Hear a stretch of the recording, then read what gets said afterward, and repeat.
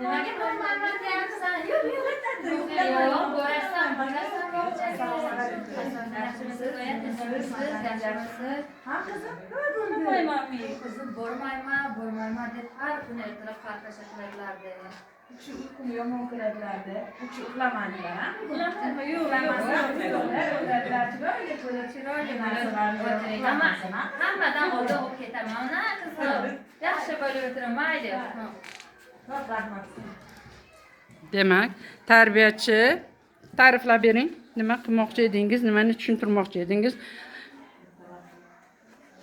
Demak, ertalabki qabul ishkina. Ertalabki qabulni biz yoritib berdik, ozgina parcha. Har kuni bolada bu muammo bor. Yig'lab qarqasha qilib keladi, iloji bo'lsa uxlamaslik. Aslida bola uxlasa yaxshi, miyasi dam oladi.